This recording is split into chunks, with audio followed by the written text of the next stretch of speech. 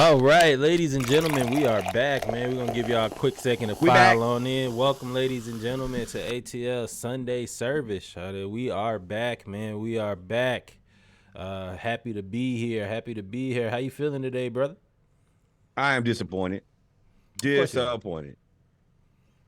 I am going to go ahead and make the request. They say that you have to be intentional with your words. I'm specifically asking, please fire our coach Arthur Smith, and make sure Desmond that he Ridder. takes Desmond Ridder with him. Take him with him. Take the bum with him. You have to be intentional about your words and your beliefs, and I need them to leave and never come back ever again. I'm sick of it. Nah, man, how was your weekend? It was cool outside of that. I had to work like certification tests this week. Got that knocked out. Well, one of them anyway. And then after that, I decided to celebrate. And that's how you get what you got. Turn up, pour up. There it is.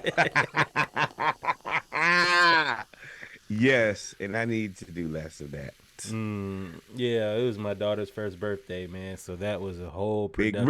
Big Reese, happy birthday, Big Reese. Yeah, she downstairs turning up now, supposed to be in the bed. But speaking of baby sis' birthday tomorrow, Libby, what up? How old she be? 8. 8. Woo! Got an 8-year-old sister at 38. Life does in fact life. Oh man, we want to appreciate everybody tuning in with us to the Splashcast episode 132 of the ATL Edition. Y'all know what it is. We talk about the Braves, Falcons, Hawks, oldest, middle, and youngest child when necessary. We also do a live reaction to we watch Sunday Night Football. In this one, we've got a hell of a game. Cowboys versus Eagles. Eagles, I think we both took the Eagles on the road. Yep. And Sneaky took the Cowboys for the 6-pack. Did he? I never. Let's reach out. Well, either way. If he didn't respond, it is. I definitely believe the Eagles are going to win this, even though it looks like the Cowboys are starting out a little aggressive. Right with the Eagles. As I was saying earlier, dog, like the Eagles got to figure out a way to handle being hunted. Like last year, it seemed like they were. Wait, was it last year or year before last? Yeah, no, last year. Them and the 49ers were the hunted team last year for the most part. Even though the Eagles got home field advantage, everybody thought the 49ers were going to be the team to beat. And then Brock Purdy got hurt. And it's kind of like now the Eagles have made it. They're 10-1. They started over the last 2 seasons 20-2 in in the first 11 games. And now I think they're 10-2 now. So the Cowboys have always been on the cusp, especially with Dak. It seems like they're missing. And ever since I said CeeDee Lamb is fraudulent, he has been balling out of this world. So this is good. This is set to be a fun one. I think Cowboys going. I just Cowboy it up. No, like the Eagles are the much more consistent team, but every now and then the Cowboys will make you remind you that they're still the Cowboys. I can see that happening tonight, but I'm rocking with the Eagles because that's the right decision to make. I don't trust the Cowboys at all. I hear you, man. They will trick it off soon. They will. Now, it's really how the Eagles, and we'll move on. We'll start off with the show soon. It's really how the Eagles offense responds to the Cowboys defense.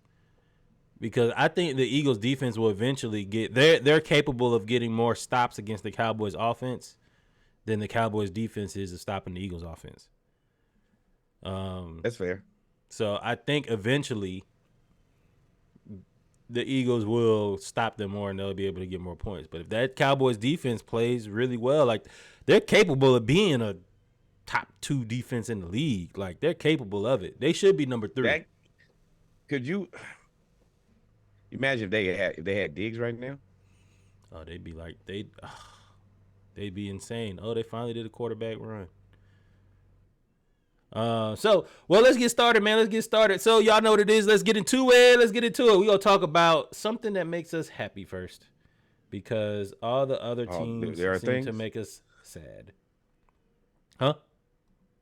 I say there are things that make us happy. Who knew? Yeah. The Braves. Let's start out with the Braves. So Alex Anthopoulos has been in his bag. And when I say in his bag, he has been close to the vest, but we know that the offseason is Alex Anthopoulos' season. Normally, he goes and makes a couple moves. I think the last few years we got Matt Olson. He goes and makes a couple moves, and it bolsters our team, even when we lose certain players. This year, I think over the last 2 years, we've lost core players. We lost Dansby Swanson. We lost Freddie Freeman. We lost good role players like Soler. We lost a lot of. Oh, go ahead. And on top of that, we lost Ron Washington, going into at the end of this season, Eric Young at the end of this season. Oh yeah, I was talking about like the last couple off seasons before this one. Yeah. So but I'm saying like all of that together. Yeah, so and normally, he'll bring in players to kind of offset those losses. We lost Freddie Freeman, we got Matt Olson, we lost Dansby Swanson, and you kind of platoon that position, and you ended up finding a Jim and Arcia. But now we're in a different space. We've got all of our core players, and Alex Anthopoulos has said that he is not. Basically, he said while prepping for morning meetings, he made it very clear that he hasn't and won't think about trading Albies, Mike Harris, or any other homegrown product who has signed an extension over the past few years. So Basically, he's saying, I'm right. We got our main players. We just need to fill in the lineup and fill out the pitching rotation, because there's been a lot of role players that got fired this offseason. But not playing their role. Yeah. That's the reason. Hey, we are did you do it? If not, hey, nothing, no hard feelings, but you got to go. We got to go. We got to find somebody who's willing to do it. Yeah, man. And I mean, and with Shohei being off the board, I think offseason really starts now. I think that nobody was going to spend any money until they could figure out if they could afford him first. And now that he's been taken off the board, I think that now you can get into really filling out the roster and finding what the other gems that are available. With Shohei, you would have had to pay him so much more than you're paying Acuna and all of them and Acuna is the reigning National League MVP. I mean, Shohei's the AL MVP, right, or something, or I don't know if he won it this year. He might have, but I don't know if locker room wise, I think he would have been a great fit and you would have won. But contract wise, when agents start looking at contracts, they'd be like, you NL MVP and they paying him $350, right? Because he got $700 million, but in California he's only going to make $360 million after taxes. But this is the thing: he's getting 10 years, $700 million, so $70 million a year. After Ronnie's got an 8-year contract for $100 million. He's getting $12.5 million a year. Mm-hmm. So here's the contracts right here. Austin Riley, 10 years, $212. Matt Olson, 8 years, $160. This Ronald Acuna and Mike Harris and Sean Murphy, I'm okay with that. But the Ronald Acuna, 8 years, $100 million. They're gonna have to go back and add a couple years, make it a 10-year, and then add $75 million. And just make it a 10-year, 175 or something like that. They need to do something, man. Like I've always said, this contract is a nasty contract. I love my team, but I'm gonna be real. This one, and I think Albies has a nasty contract too. But these guys are way too good to get paid this little. $7. Yeah, Ozzy's getting $5 million a year. It's egregious. Yeah. Yeah, but it will say he's got them all signed. Alex Anthopoulos does have them all signed. And by having them all signed, I mean, 1, 2, 3, 4, 5, now we locked in 6. now. You got 6 of your 9 spots in the batting order accounted for. And you can throw Albies in there too. Well, Albies in 7. 7 of your 9 spots. He's Yeah, we got club options on Ozzy this year. Well, no, he has 2 more years left on the contract, then 2 more club years. We got him through 27. This is a hell of a And team, man. for some reason, and I mean, he who shall not be named always resigns with us. Now I don't know if it's gonna happen again, but he resigns with us, and he ends up giving us a crazy deal. And he came out and hit 39 home runs this year, and so that's 8 spots. You pretty much can do everything else for pitching at that point. Quiet, and I mean, we gotta be real here, man. That guy, I mean, he should have been a silver slugger, and we Oh got yeah, him for a they club robbed option him. next year for 16 million. So I don't see us. Yeah, he's probably coming back. We can use Yeah, 39 home runs, or we can trade him. I mean, you could always use 39 home runs. Now he does strike out a lot. He's kind of like the leadoff hitter for the Phillies, who had like 40 home runs, but his batting average was like 190 or 200 or We something know like that. we know what you dare to do. You the designated hitter, hit the ball. Yeah, but See they ball, hit lead ball. him off. So, so I will say, Alex Anthopoulos has started doing wonders. Like you said, the offseason doesn't start until Shohei signs. Shohei signed his deal. The Braves did a lot of small moves that I think it was kind of Alex Anthopoulos trolling us. The Braves acquired infielder David Fletcher and catcher Max Stassi from the Angels, and they were like, "Oh, David Fletcher is Shohei Ohtani's best friend on the team, and that's why he's there. We're gonna try to get Shohei and all that stuff." And I was like, "Nah, bro. If you just seen these contracts we talking about, 700 M's was never really in the question." No, that was never a I mean, it was interesting because he said he was interested in coming there, but outside of that, We all knew what it we was. knew we don't spend that money. That ain't our financial game plan. That's not how we get down. And I didn't think that they, being so successful with getting the rest of this talent, I didn't see them Really, nobody changing. spends this money except for the two evil empires, the Dodgers and the Yankees. No, Dodgers, Yankees, Mets, Red Sox, Padres, Philly, those 5. Philly spend money, but all of those teams you said, he's getting paid $200 million more than anybody else. Oh yeah, he get But to it's stay to stay out, because we gonna end up talking about this tomorrow anyway. To stay on track, the Braves ended up trading Max Stassi for money. The catcher already, he's already gone. yep. So Acquired a player to be named later or cash. We just take him. pay us back later, dog. So I will say what I'm thinking about this is, do you think We Alex also got Anthopoulos? left-handed pitcher, Perdomo. I think we're just filling the coffers right now. Do you think I don't Alex know if Anthopoulos has another big move on the horizon? I was just gonna say I don't. Maybe I don't know where you can make a big move outside of pitching. What's the kid they were talking about last week? I can't remember his name. They still in the running for him, but I think pitching. I think he knows the pitching has to be better. It has to be, and that's the room for growth. I mean, we didn't necessarily hit the greatest in the playoffs, but outside of that, you can't ask for a better hitting team.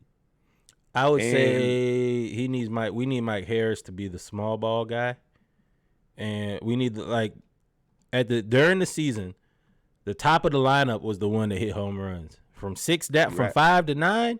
That was the guys that got on base so that Acuna can come hit a 3-run home run. Matt Olson can hit a 3-run, 4-run home run, well, grand slam or whatever. So we need those guys happen. But you're right, man. This now leaves Alex Anthopoulos a lot of play on pitching. I believe we're about to see a flurry of pitching signings. We got a lot of options, a lot of players to bring up in a pinch, like those young guys. But I'm tired. I'm not gonna lie to you. I'm tired of those young guys. I'm tired of guys making their major league debut pitching for the Braves. boy, we got so many of them, and you're like, congratulations, but we looking for somebody who's a little bit more consistent, ready, Established. prepared. Yeah. Established. That's the word that I was looking for, and I could not locate. Yeah, man. Like when we got to the playoffs, the Phillies had 5 strong pitchers. Everybody threw the ball 100 miles an hour. They had 2 aces, and everybody else just threw the ball really, really strong. The Braves did have something like that when we won the World Series. The Phillies basically built the Braves. That's what they did from 2021. A lot of hard pitchers, a couple aces, and hitting home runs. That's what they did. They just came up short. So the Braves got to get back to that. And I hope Alex Anthopoulos goes and gets a pitcher so that we can have 3 strong pitchers. Because Charlie Morton, while he's good, he keeps getting broken because he's older. He's like 40, 39. What's up, DJ? In baseball, I mean, that's old, bro. At the end of the day, as an athlete, 40 years old is, I mean, hell, we close. Yeah, and he going out there, and even though he pitches, once every 5 days, dog, he be getting Charlie Morton be getting hit with baseballs. I'll be like, dang man, you got hit with a line drive that broke your leg. Like, how did that happen? Like, well, but Next. Let's just get out of there. Let's not bring up the bad times. Well, that was the World Series year. Leg. So to end this Brave segment, man, I am looking forward to Alex Anthopoulos making a splash pitching signing. Make the magic happen. Make it happen, man. All right, ladies and gentlemen, we come to the end of the happy part of this podcast. Really, everything else is loss. We are about to spend the next hour talking about loss after loss after loss, starting with the Falcons. We'll be right back. Give us about 30 seconds, and we'll be back with our Falcons segment of episode 132 of the Splashcast, the ATL Edition. Thank you for joining us on Sunday night service. We appreciate it. Y'all stay tuned. Like, follow, subscribe. Like, follow, and subscribe. Boom.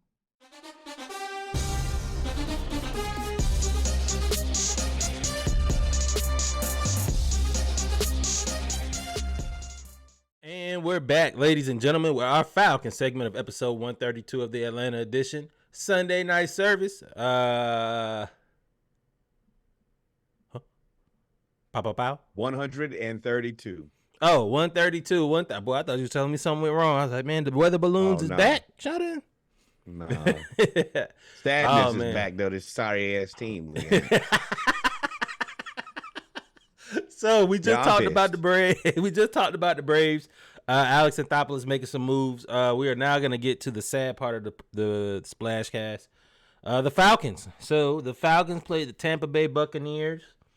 Starting off 6-6, the Buccaneers 5-7. The Falcons had a chance to take a 2-game lead in the division. You knew we weren't going to do that. Or we would end up being in a possible 3-way tie with the Saints and the Buccaneers, and the Buccaneers have the better scoring output against the division, which allows them to be in first place, even though everybody is 6-7.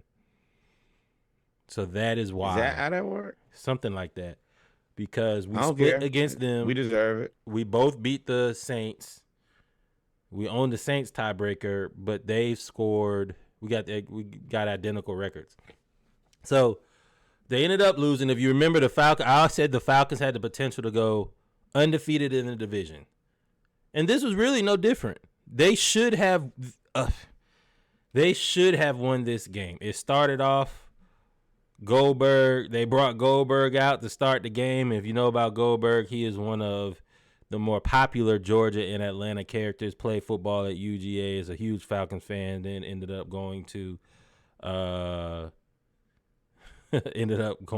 wrestling, and of course he did the call for the Falcons as well and gave him the belt. That's when I knew it was going to be rough, when he dropped the belt. And we ended up playing, and we ended up losing 29-25. Shout out. Did you actually watch the game? I watched this. I come here every week with optimism. I don't have the optimism this week. I don't have the belief. I don't have the happiness. Everything we believe is true with this team, and Arthur Smith is going to get himself fired. And I'm not going. I'm no longer rooting for him. And all of this is Desmond is who we thought he was. At the end of the day, that's it. Let me tell you something. I was never ever rooting for Arthur Smith after I saw it. I've seen everything I have needed to see from Arthur Smith. Now, I will say we can dog Arthur Smith out, and we will. Make no mistake, we will. We sure enough go dog him out. But I will say at the beginning of the game, and I think that's why this hurts so more. This loss hurts so more. At the beginning of the game, he showed promise. He was getting everybody involved. I got my notes. I took notes while I was at a birthday dinner for my daughter. I was taking notes on the Falcons game because I was steaming. Dog, you shouldn't have subjected yourself to that terrible. No, I knew that's what you was gonna say. We love you. I tell y'all every week, spend time with your family. No, man, we had a good time. She wore the Falcons hat. She was clapping and everything. But my point is, he was getting everybody involved. Like, you see Kyle Pitts. Here's the Kyle. And for those that are watching, for those that are listening, we're watching the first drive. There was a Kyle Pitts touchdown, 33 yards. And this was after getting Drake London involved. This was after getting Bijan. This was after Algier got a carry. This was after having Cordell Patterson in the game. The first quarter, I was like, oh, if he's gonna call the game like this, the whole game, there ain't nothing you can do. We gonna blow him out. Not with 9. 9 is your leader. You'll find a way to trick it off, boy. You'll find a way to look terrible. And then we had Bijan. Now, this was in the fourth quarter, but, Bijan, like I said before, Bijan was getting touches, and we were actually playing well. And then, bruh, when I say the implosion of Desmond Ridder comes swift like a thief in the night, it was, what? 3 plays? 3 plays in a row. Maddening, upsetting. I tweeted this earlier, but and if you're a Falcons fan, you surely know this. Watching Desmond Ridder play football is not enjoyable. It is not. Nothing about it makes you happy, makes you feel good. There is somewhere between anxiety and nauseousness. Feeling nauseous. That's the only thing that you get from Desmond Ridder consistently. And then he'll throw you one play that will blow your mind, and then you'll go right back to him being himself, and you just can't trick yourself into believing in him. But won't ever. What did you say you tweeted? Oh, that watching him is not enjoyable. Oh, I was tweeting at the time when my phone died, and this is why we say Desmond Ridder had 3 plays, 3 drives, and they all ended in disaster. First drive, we go down there, we get all the way down to the goal line, and they call the play. Arthur Smith calls the perfect play, and Bijan Robinson is nowhere. He misses him. The next drive, the first play he throws, Arthur Smith calls the worst play you can call, being on your own goal line. The throw to Bijan Robinson was on Tampa Bay's 2-yard line at 3rd and goal. Right.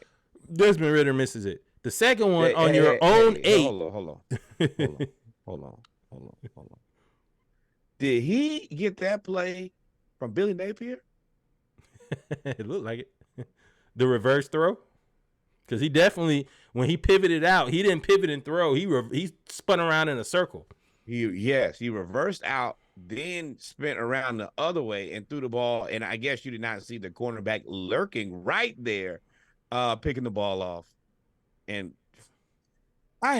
this is so terrible to watch on so many different levels. And the defense plays so damn good today.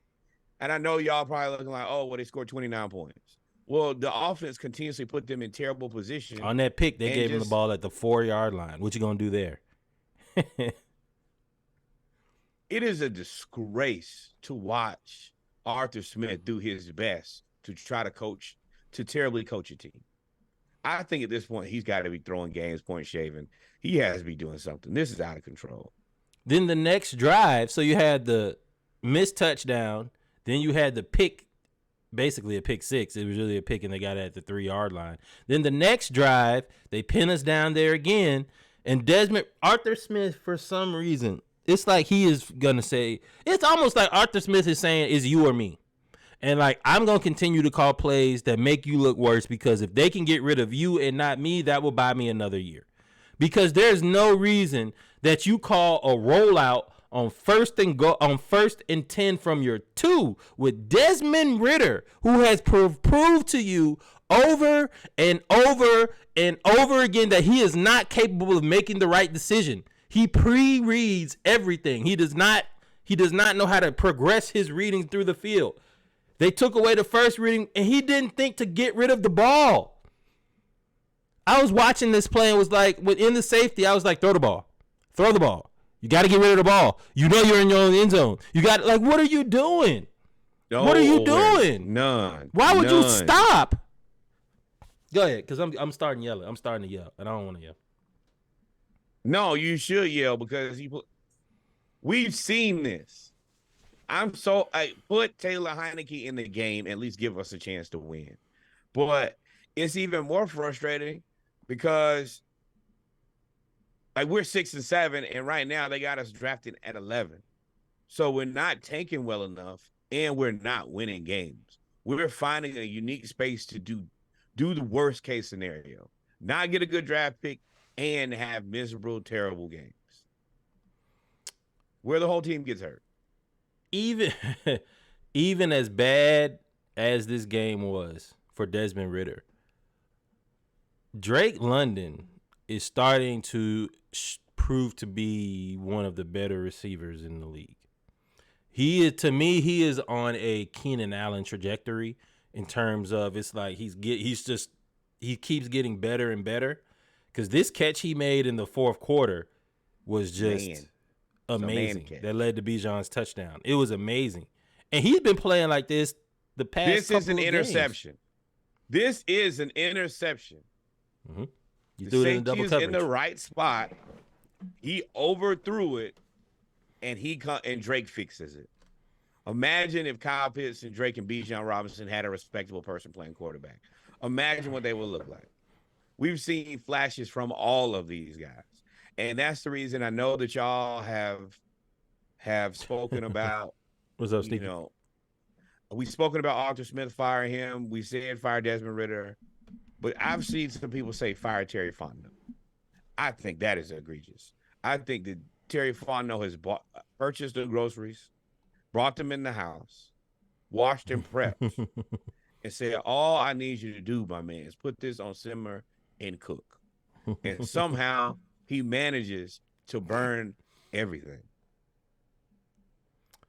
I don't have an answer, but don't fire Trae Fined, no.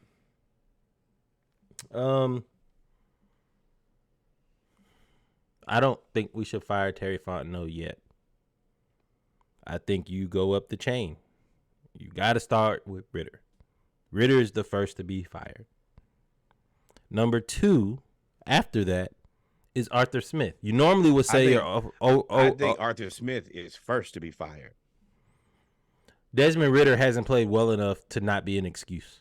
Desmond Ridder right now is an excuse. He is playing so bad. Like, he's like, dude, I'm calling the right plays. And if you watch the game, because the commentators were saying it that made me, in the first quarter, that made me start paying attention. They said, yo, Desmond Ridder, he just ran for a first down. Yeah, but he missed Bijan in the flat for 20 yards. He missed Drake London over the middle. He missed Scotty Miller for a first down. He missed Kyle Pitts for a 20-yard pass. And I'm like, that's the one. He's Marcus Mariota, man. Gonna loop him out on a bootleg. He can make it to the corner. He can probably outrun the end or the linebacker. He gonna get into the end zone. That's just go-to scoring play. Outside of that, too. Man, it's so frustrating watching this team because we can't do anything. Neither we need to be bad and get a good draft pick, or we need to be good and win games. We can't do any more of this middling. It is the worst thing to watch. And the thing about the defense, okay, so you take away 7 points. And I knew we were going to, as what's up, Sneaky, as you talk about your kicker. I normally say that the Falcons have the best kicker in the league. Younghoe Koo missed 2 field goals that would have won the game. At that point, I can even give you missing the 52. But if you would have made the 50-yard field goal, which you're capable of making, then we kick a field goal at the end of the game to win the game. This was the exact same game that happened in Tampa Bay. We just didn't make the plays. When it comes to Koo, you're the second most accurate kicker in NFL history. So I'm going to let you have a bad day. I'm gonna digress on you. Well, Arthur Smith, field goals or not, Arthur Smith has continued to fail. Young Way Cool, you had a bad game. Hey, fix it. Come back next week, be a better player. So that's it. They won't do anything to Arthur Smith because Drake London had 10 catches for 172 yards when you fed him the ball. Bijan Robinson played well when you fed him the ball. Desmond Ridder missed so many passes, overthrew so many passes, made so many terrible passes. I mean, even on the last play of the game.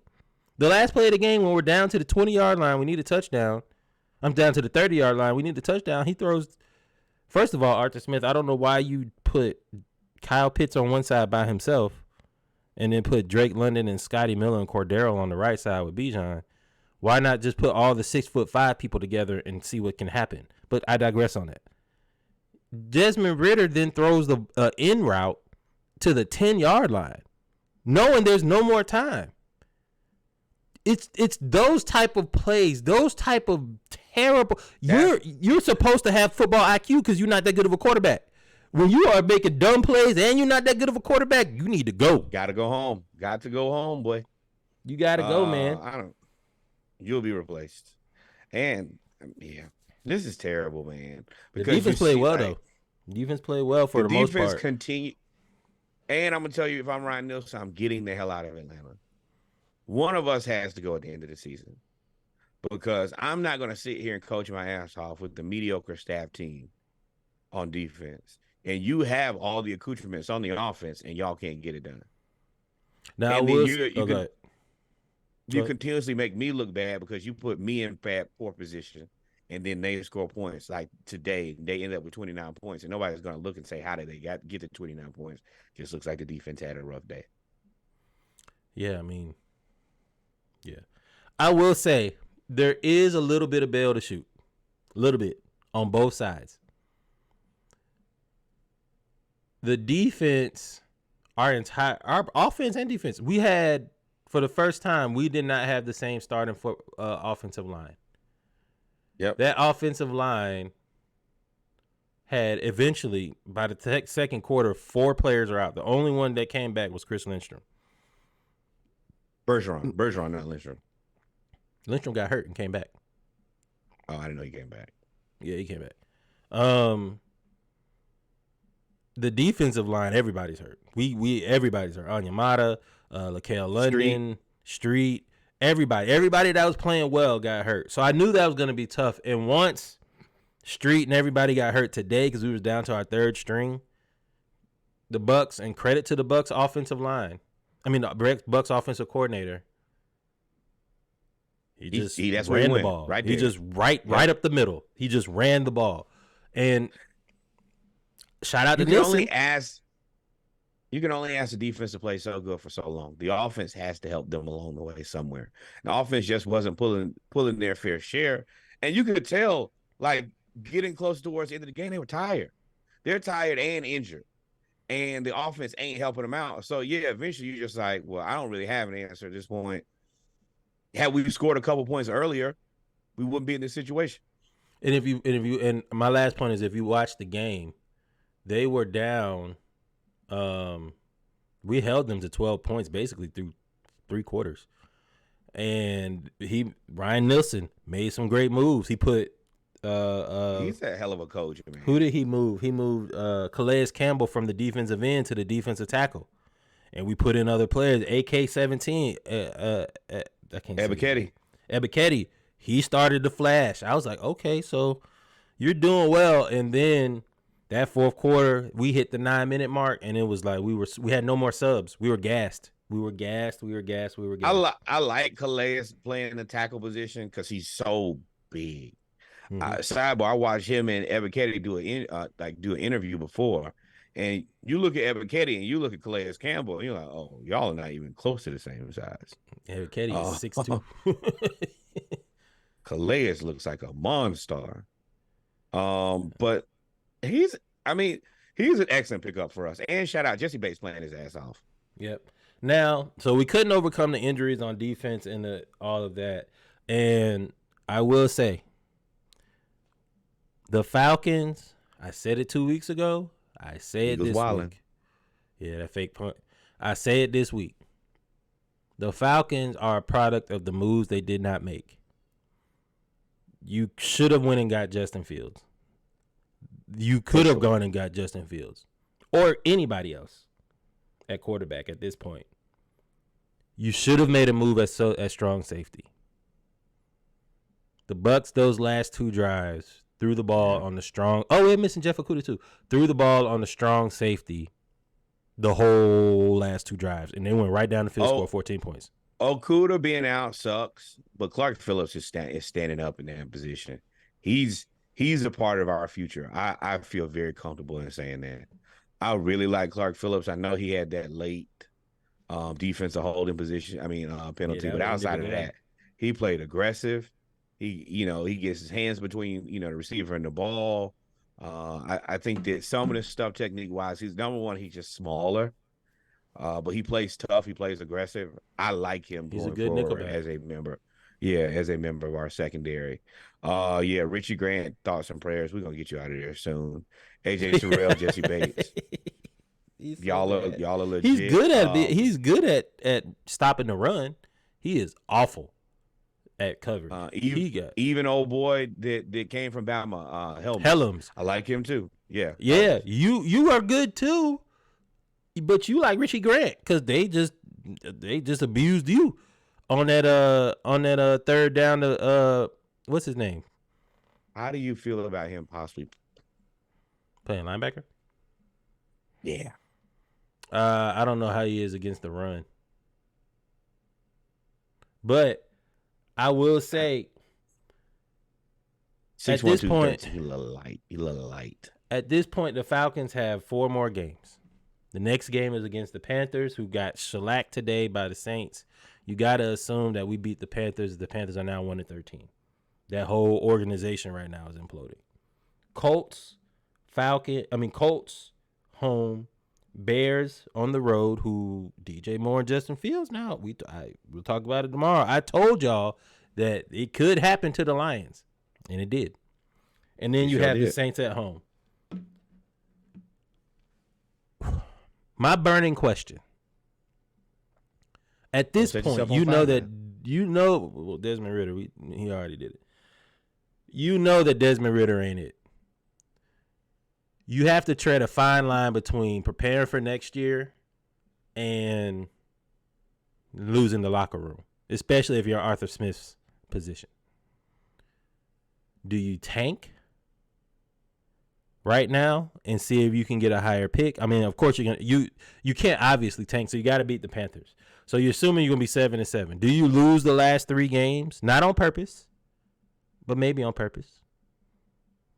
Purposely. I assume that you're tanking because you're playing Desmond Ridder.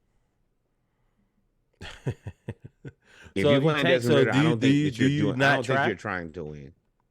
I think that playing Desmond Ridder is not trying to me. I'm take that as tanking. That's my belief on it. Is if you're not putting the best quarterback on the field, then you're not trying to win. If you're not trying to win, then you're trying to tank. And if you're trying to tank, you're doing a terrible job at it, but you are doing it. I mean, right now in the 3-way tie in the division, like we said before, we have the second easiest schedule remaining in football with the Saints. So it could very well come down to the last game of the season, which you go from making it to the playoffs, which how many teams make it to the playoffs? 16? So you go from maybe the 16th pick, because you'll be the first team out. I'm going to let you know right now, you're playing the Eagles or the Cowboys. So smoke. So we see that's where the Cowboys will cowboy themselves. I don't know about that. 100%. The Cowboys would cowboy themselves at that moment, and you be like, y'all lost to the Falcons? Then everybody comes back. Desmond comes back. Arthur Smith comes back, and it's Groundhog's Day. Except for it's worse because the schedule will actually be more difficult next year. So you go from the 16th pick or further down if you win. So now you're at the 19th pick. Or if you tank, you're at probably in the top 10. Right now we at 11. Yeah, so if you tank, you're in the top 10, which means you could get, with all of these quarterbacks coming out, Caleb Williams, Drake May, Penix, Jaden Daniels just won the Heisman, and all these other quarterbacks that allegedly may come out, would it be beneficial? Now, I see something that I like here. I'm looking at one of these mock drafts. They got Caleb Williams dropping to like 4. They actually have Drake May going 2, which I don't care where you draft him as long as it's not on my team. I would love to see Drake May be in a Patriots jersey. That would be so fantastic to me. But I see Penix or Jaden Daniels being available for us. That makes me a little bit happier. I need one of those guys. That to me is the only thing that matters. Is making sure that I don't end up having to draft Bo Nix. Yeah. I don't that is the one thing that I cannot deal with is going into next season and Bo Nix being my starting quarterback. That is not it. If we can find a way to get Jaden Daniels or Michael Penix Jr., then this season it is what it is. I just hope we don't lose the locker room. Have seen somewhere where they're talking about they've said specifically, oh, the locker room's not broken. When they start saying stuff like that, it's because there's a fear that you may be losing the team here. I think for a mock draft, for what Arthur, if you're going to stick with Arthur Smith, then you have to get somebody like Jaden Daniels. Because there's too much motion and bootleg and all of that stuff. Michael Penix Jr., while I do like him, he's more of a stand-up type thrower. He stays in the pocket. I have not seen, I won't say I have or haven't done it. I say I have not seen him throw on the run. So, and let me tell you what we better not do. I don't have no issue with this dude from UCLA, Latu, but we don't need to draft any more edge rushers because we can't do it. But he's different from the edge rusher that we normally draft, though. We normally draft either an edge rusher that's like 290, 285, that's too slow, that can set the edge, or we draft somebody like AK-17 who's only like 205. This dude, Latu, was like 6'5", 235. He's like one of them Jacksonville Jaguars. 6'4", 265. Oh. Another set the edge guy. We need, and Michael Penix Jr. falling to 19 is tragic. Man, we can't. He's also 20. He's 24. That's why that's gonna count against him a little bit. 25. I don't care. We got a quarterback now. What you know his age? No, you know he sucks. You know his quarterback rating, his age are close. Yeah. So sick of him. I'm sick of him. I'm interested to see what we do, man. I'll know what we're gonna do by the game next week. If we mail it in next week and we and play terrible, you can't mail it in. You can't mail it in next week. That team is too bad for you to lose to. You'll lose the team. You'll lose your job. You lose everything. That sounds like 2 birds with 1 stone to me. Get the hell out. Come on, Panthers. Nah, but just playing, man. We'll see what the Falcons do, man. But, ladies and gentlemen, we've come to the end of the Falcons segment of episode 132 of the ATL edition. We've come to the end of the Falcons season. The Falcons suck. Arthur Smith is an awful play caller who calls screens from his own 2 and then is surprised when a safety happens. Desmond Ridder can't throw to open receivers. Drake London and our defense played well. Drake London played well, and it was all for naught. Shout out to all those good players that Trae Fined has collected. Kyle Pitts, Drake London, Bijan Robinson, Tyler Algier, Cordell Patterson. Which I'm talking about young guys like and AJ Terrell. I mean, we have this collection of players. Trading for Jesse. Find Bates. us a quarterback, man. Please find us a quarterback. Please. And get healthy. And stop wasting Jesse Bates playing his ass off, man. You're too old for that. And get healthy, get healthy, get healthy. We'll be right back. Y'all stay tuned. Episode 132 of the Splashcast. We'll be right back with our Hawks segment. Another sad day there, too. Lord have mercy, Jesus. No, somebody getting traded there, too.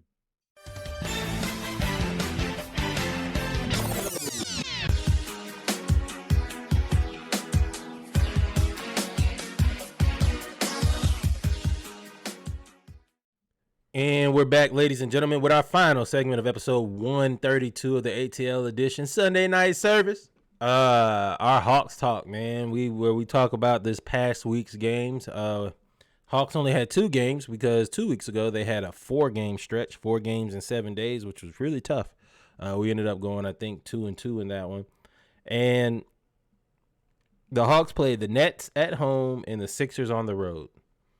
You remember, we both said that we should beat the Nets, be close to beating the Nets. It should be a good game. We barely beat them last time. Hopefully we could split this week because we play the Sixers, and Embiid Olajuwon, ever since he got dunked on by John Collins, has made it his mission to embarrass Atlanta at every opportunity he gets.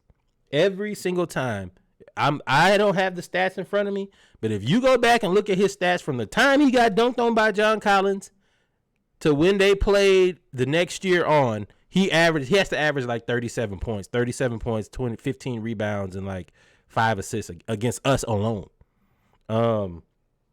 So the Hawks started off with a game against the Nets where for the first time the Hawks did not allow 30-point quarters. 30-point quarters. For the first time, the Hawks did not allow 30-point quarters. And we still lost this game.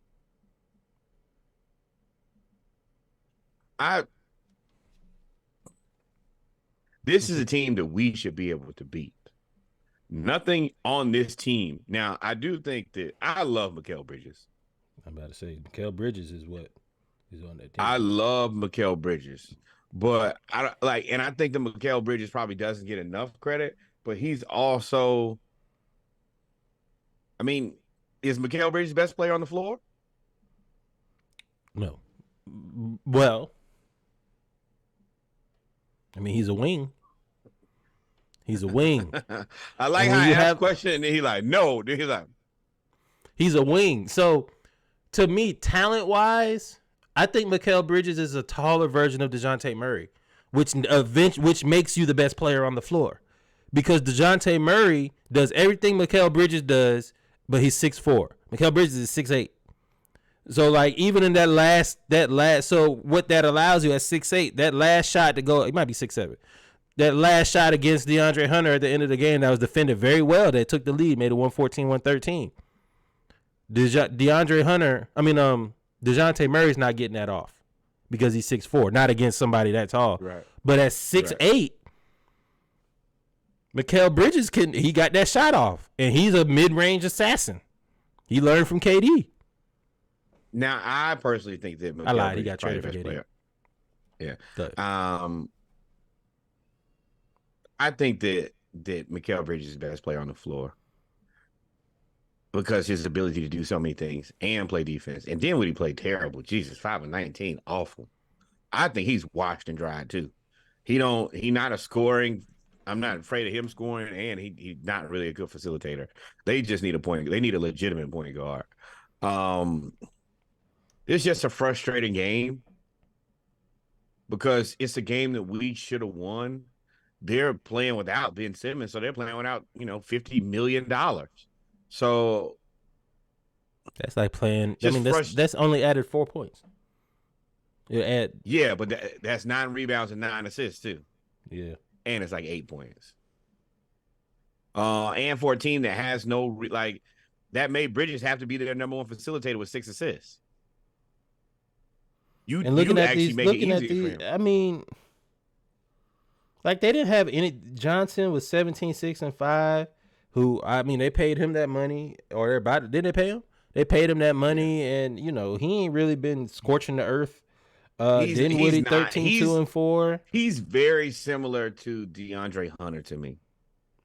I think just he had a better shot. You fit into the system, but you're not killing the system. And so he was the third leading scorer was Dorial Finney-Smith with 15, and he got all of that in the first half. So it's not like they blew us out, but Trae, I'll say this, Trae keeps getting into these back and forths, and you can't do that. He and Bridges went at it. Trae had 30 points, 9 assists, but he was 11 of 24, and he keeps shooting them threes, and he was 3 of 9. DeJounte Murray had a rough game. Yeah, 6 of 15, 1 of 5 from 3, but 10 rebounds, 9 assists, no turnovers.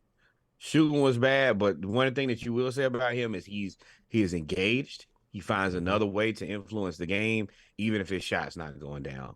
But you got to start making some shots, DeJounte, specifically right now. We 9 and 11. We can't, and we 3 and 6 at home. You know, you can't have a losing record at home and expect to have a season. Who's our general manager? Landry Fields, right?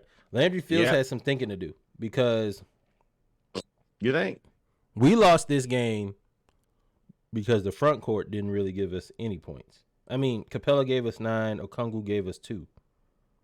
We don't have any other big men.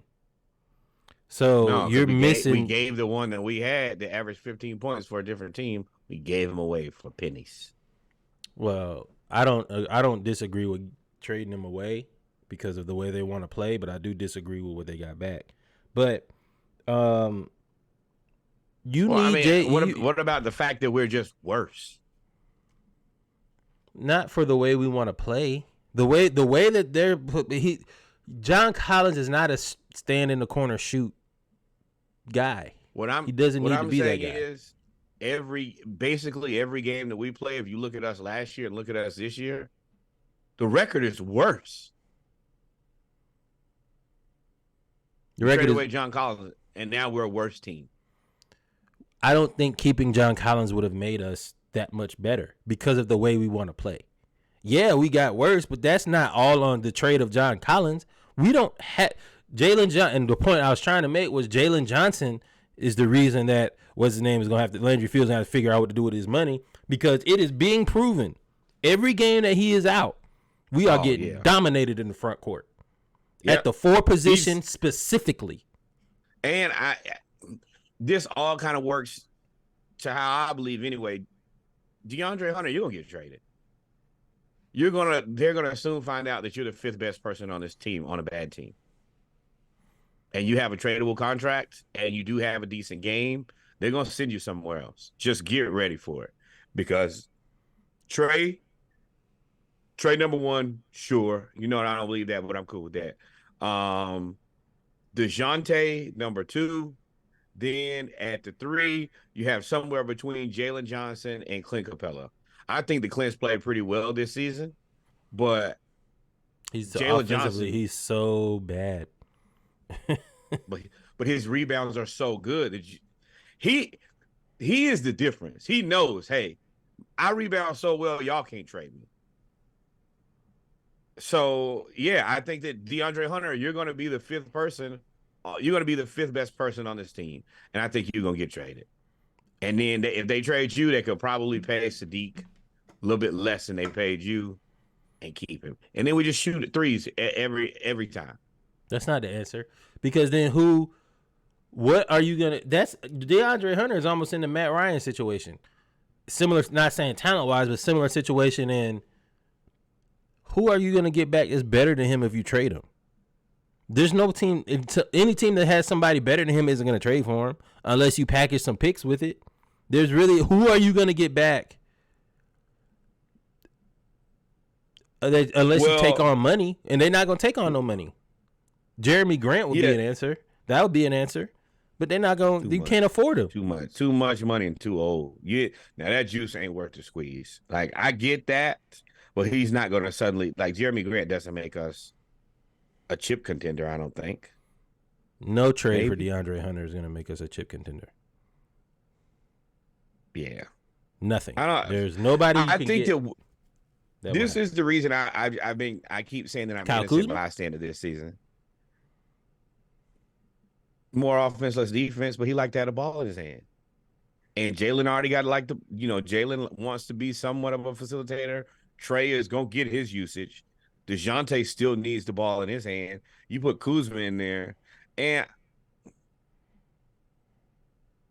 I mean, sure, let's try to score 140 points a game. But which I'm circling back to now is we abandoned defense. And now we don't have a way to fix it. And I don't know what their game plan is. Like, Travis Schlink always tried to find a decent balance of offense and defense. Like, yes, let's score some points, but also let's get a couple stops. We've doubled down on not getting stops now. And I don't know what the game plan is. I don't know what we're gonna do. I don't know Landry Shamet. I mean, not Landry Shamet. Landry feels, the way that he does things well enough to even guess or try to predict what his next move is. It's just like sit back, watch and wait. Yeah, I got a point to make. I think I know what they should do. I'm not gonna say I know what they should do. I think throwing darts at a board, I think I got a good dart to throw. But before we get there, we also played against the 76ers. Now, the 76ers, there was no Trae. No Trae. So Trae was out. You would assume you would assume with Trae out, you're going to start Bogey, which they did. They started DeJounte. They started Bogey, Bay, Hunter, and Capella.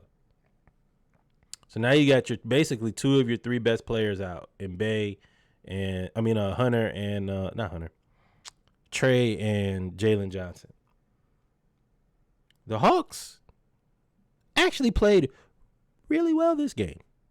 Absolutely. The score, the 11 points came when they started having to foul.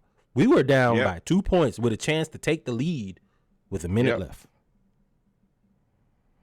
Now, I want to say that, no moral victories, but this is as close as you can come to a moral victory. Now the first 7 minutes, we know what we were doing. Trae usually has the ball in his hands the whole time. Pause if needed. That's wild. But I think it took everybody a little bit of time to figure out, hey, I need to be in a different role than I typically am. How do I fit into this system where I'm probably going to have to do some more work in facilitating A.J. Brown crazy cash cheese? So I think it took everybody kind of a moment to figure that out. But then we settled in and we played really good basketball against arguably one of the top 3 teams in the NBA. And Embiid did what he did. 38. Maxey 38, 14 and 3, 30 and 7 for Maxey. Efficient. They got their buckets and they did not mess around. But if playing without 2 of this team's top 5 players, we made it difficult on them. Mm-hmm. It was not that was a game that they really should have whooped us. We outscored them by 18 in the second half. In the second quarter. They outscored us by 12 points. We went into the half. They outscored us by 12 points in the first. We went into the half up 6. And then the third and fourth quarter, they kind of, our offense just went nowhere. 22 points, 24 points. And there was really nothing we could do. We went cold. And Joel Embiid, we actually held Embiid scoreless in the second. Clint played out of his mind. Clint had 15 points, 16 rebounds. Against the MVP. And hold on, clear out here for a second, because my line brother, Zach, has moved to Atlanta, and now I guess he watches some of the Hawks games. So now me and him talk pretty regularly, and he texts me right before the game, oh, no, Trae tonight, y'all gonna get blown out. They're gonna score. Y'all gonna get beat by 1 million. I thought so too. Oh. When I called him, boy, he didn't want to answer the phone at first. The Hawks are a really good team. And if we could, and I'm gonna say this, and it is what it is, we could trade Trae and find a reasonable replacement who is a little bit bigger, had a little bit better shot selection, and can facilitate. And he doesn't have to be the Trae facilitator. I think the DeJounte again, 9 assists. I think that DeJounte is a good enough facilitator, especially if you can get Jalen involved. And if we could find another person or spend that $40 million, oh, man, this could be a championship level team. You would have to go get a proven player if you did that. Okay, so I thought about that. I thought about a reasonable deal here. Sochan Devin Vassell, Keldon Johnson from the Spurs. Spurs get Trae. You got Wemby, you got Trae. Do with that what you will.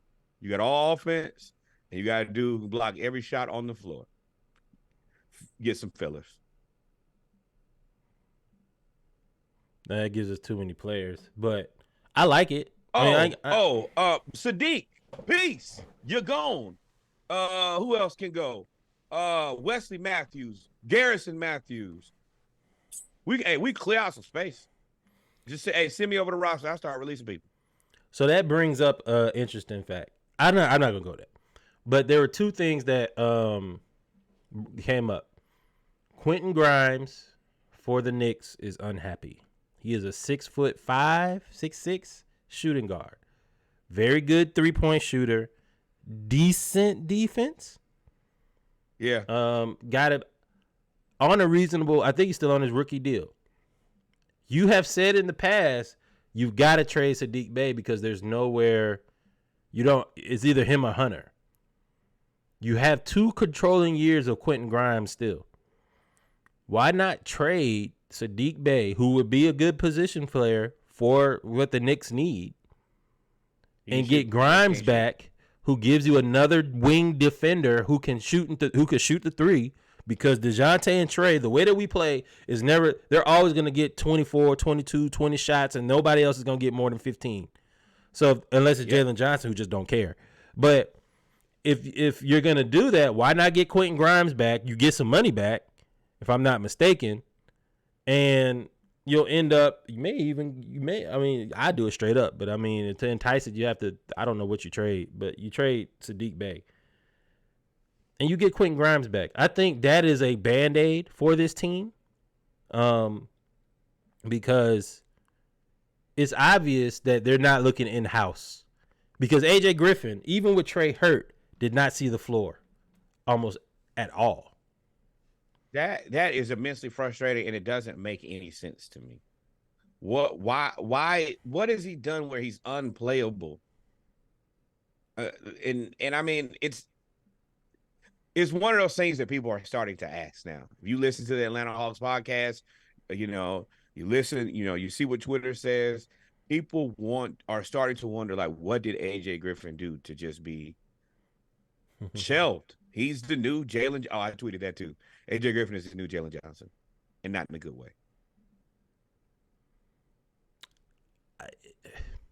If you're not gonna play him, why not send him to the G League? And Bruno asked to go to the G League. He was like, bro, I just want hoop. So, yeah, I that's the reason I think that the Spurs trade to me is a little bit more reasonable, because I think that Keldon Johnson, Devin Vassell are more proven players. I don't think I would throw AJ Griffin in there too. Then. If you're not going to use him, ain't no point in keeping him. That entices the pot. I was actually talking about. No, I think that the Bucs are interested in AJ Griffin. Well, yeah, I mean, their dad is a coach. I feel like there are other teams that could use AJ Griffin. A ton of. I'm not throwing him away. Yeah, 6'6" shooting guard that can shoot the three and plays defense. Yeah, everybody could use him. We don't, except for the Hawks. I don't know. I don't know, and not having any information. It's a bad dream all over again. Like Nate and Jalen Johnson. Like, why is he not playing, man? Yeah. Now I will say, against the 76ers, I did like DeAndre Hunter. We tried him. He was playing real bad, and the city was like, "Hey, bro, you are awful." And ever since then, kind of like CeeDee Lamb, when I said the same what about him, DeAndre Hunter has been playing well offensively. He's been looking for a shot. He's been I saw him swing the ball on multiple occasions. He has to know that I'm the person up to be traded. Let's be real. You're not trading no 15 rebound Clint. Jalen, hey man, he's playing out of his mind. What's up, Pop? And so you're not trading Trae because he's Trae, and DeJounte just signed an excellent contract. So is you. And I'm sure his management has told him that if there's somebody to go, it's probably going to be you. And I think he's trying to, what I tell you all the time, put some good tape on, man. See if somebody else will be interested in this somewhere. And I honestly think that I think they all deserve to be somewhere else where they can flourish. The elephant in the room is that they played better as a team when Trae was hurt. That's the elephant in the room. Against the 76ers, that's what I really took. Excuse me, I just yawned, so my eyes water, get red, as is what it is. But that's what I took away from that 76ers game. They were playing well. If you look at the stats, everybody had like 20-something points, 20 points, 15, 20 points, and they were moving. And if Trae could, we're back to if Trae could just average 20 and 10, 20 and 12. If you average 20 and 12 and play within the offense, we win. Anytime Trae averaging 29, 30-something points on 20 shots, we're going to lose. And that's what we're doing. That's what we doing. 30 points on 25 shots. That's what we doing, man. But it is what it is. I don't know what to say. I feel like the Falcons, there still could be light at the end of the tunnel as far as I'm concerned with that. We could get a quarterback, and all of this could be forgotten. The Hawks, so you already I don't know. Season. I don't know what to do here to fix it. I mean, would you be willing to trade Bogey and Hunter and try to make a swing? If you do that, you might as well go get. Then they're gonna. If they do that, they're gonna go get Pascal. His best friend. They're gonna go get Michael Porter. Oh, Jr. MP. Yeah. Oh, he can't go nowhere right now. He's on restriction. They're not. The Nuggets are not letting him out of there. But I mean, yeah. I would. You get Hunter. I mean, you get defense and shooting. You get two players that do the same thing better than him. Yeah, but Michael Porter Jr. can shoot that thing, man. He can shoot it. But I mean that doesn't solve our defensive problem. If you're gonna get Pascal, I would. I don't want to. 17 and 8. He would have He would have more shots here. Would DeJounte have to take a back seat? You have to. I think DeJounte is more equipped to incorporate him into the offense. Whatever you need DeJounte to do. If DeJounte, you need him to score 20, 25 on 15, he can do it. But if you need him, and he seems like the one that if he scores, if you need Michael Porter Jr. to get going for the offense to spread the floor so that he'll get him going. He did the same thing with Jalen Johnson. He begged for Jalen Johnson to start. You think that Denver would do that? No. I mean, I would, but sentimental reasons, I don't think they will. But it gets him out from under that contract. It's a big contract. Hawks will never win a championship with Trae. Falcons will never win playoffs. Will never make the playoffs with the Riddler. Boy, Pop Davis came in here shooting. Telling the truth. He is the Riddler because he just brings me more and more questions about my team every week. Pop Davis hit the nail on the head. I agree with all of this. Yeah. Yeah. So next week the Hawks play Denver, Toronto twice, and Cleveland. Hope we can beat Toronto twice. So Denver, I'm gonna count that as a loss because they're healthy now. Jamal Murray's back. For sure. For sure. And y'all are doubting Joker all of a sudden. So fools. This is and Capella. Now, anytime Capella got to guard somebody outside of above the free throw line, it's barbecue chicken. Okongwu. He gonna go right down to the block. Barbecue chicken. That is the frustrating part. And you're gonna have to. Team needs an overhaul, man. So you got Denver, and then Toronto twice. We actually match up way better with Toronto because of DeAndre Hunter being able to guard Scottie Scotty, what's his last name? Barnes. Barnes. I was saying Miller because of football. Scotty Barnes. The kicker is OG Anunoby. If OG Anunoby and Pascal decide to play because Jalen Johnson is hurt, if Jalen Johnson plays, we beat Toronto. I don't even think twice about it because we match up very well with them at every position. And they don't match up well with us at every position. They can't guard our backcourt. But without Jalen Johnson, that means one of them three may go off. Pascal, Scotty, or Anunoby. Because Sadiq Bey going to get run through like a turnstile. Whoever, you murdered. Nothing you can do but watch. And that's the reason I don't he's got to go to me is he can't play any defense. I honestly think that Sadiq Bey is the best candidate for the Cavalier small forward position. He is 100% exactly what they need. I think that Sadiq Bey makes that team very scary. He can shoot. They got plenty of defense with Jared Allen and Evan Mobley. Mm-hmm. And he got Mitchell and Garland in the front court to handle the facilitation. Drive to the basket, get you some free throws, shoot the corner three. You don't have to play no defense. I think he's better. I think he works better in New York because the Knicks have all the defense and driving that they need. They need shooting badly. Yeah. Question from the audience: who is more to blame for the Falcons' struggles, Ritter left hand, or right head hand. coach Smith? Left hand, right hand. So to answer the question, there's something called the Spider-Man meme, where everybody goes out and it's 3 Spider-Man and they all looking at each other like this. You. Google the Spider-Man meme. That's who to blame. All of them. Everybody. Ritter for being Ritter and Smith for believing in them and not making a change. It's hand in hand, which is why they both got to be fired at the same time anyway. But back to the Hawks. Go ahead.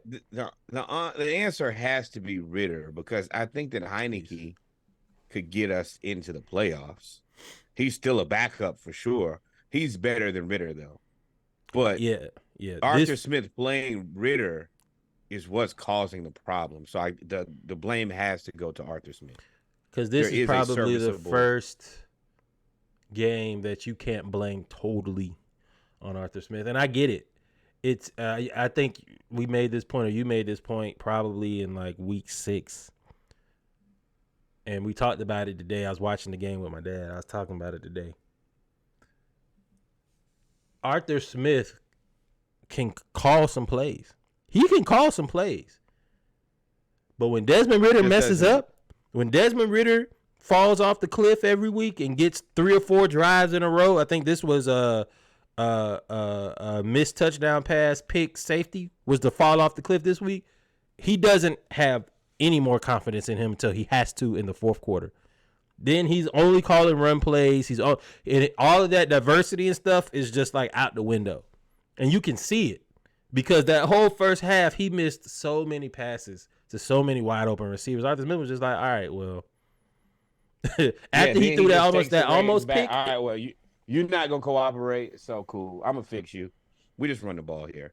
And that takes everybody else out of the game because they're like, well, he can't took Kyle Pitts smooth out the game. We didn't hear about Kyle Pitts no more after that touchdown catch. No more. And it's nothing you can do. I'm frustrated with all of my teams. If y'all haven't figured that out, I don't think that any of us have, like, none of my teams minus the Braves have any sense of what the game plan is to even fix your struggles. Like Alex Anthopoulos is gonna get pitchers. He gonna do something. It don't seem like we care about the quarterback position, and not only is that the most important position in football, we just completely disregard it. Don't even attempt to do anything with it.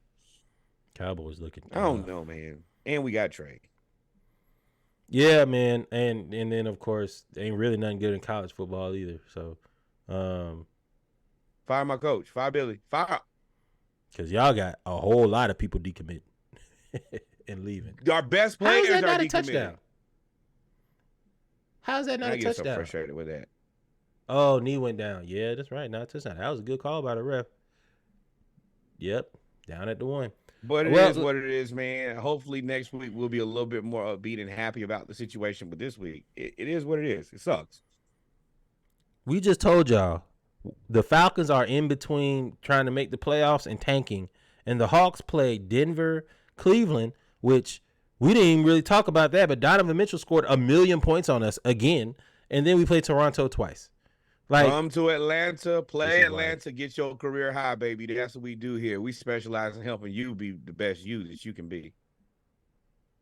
Yep. So, ladies and gentlemen, with that being said, we come to the end of the ATL Edition, episode 132, Sunday night service. We appreciate everybody for tuning in, everybody giving us our questions. We're going to take off, and if we didn't miss anything, Nora would take us out as we watch the Cowboys make a statement so far against the Eagles. Me and Reggie will be taking off. The Falcons are not taking off. The Hawks ain't taking off. Not the birds not flying. Birds ain't flying. Let me tell you that much. But this has been another fantastic episode. Thank you guys for rocking with us here on Sunday night service. And NFL, get Taylor Swift out of football. We understand she dating Kelsey. You know what notification came up today? Sorry, Swifties. Travis Kelsey's pass to Kadarius Toney didn't count. But I'm getting sick of it all. I'm getting sick of it. I was cool. They kept showing her every time they show the game, and in the highlights, they start off the highlight with the Chiefs with Taylor Swift. Hey, whatever. They show her walking past into the locker room. Whatever. I don't care anymore. I don't care. But my bad. Go ahead, bro. Nope. Adios, mi amigos. Until we meet again, Pops Davis. Take it easy.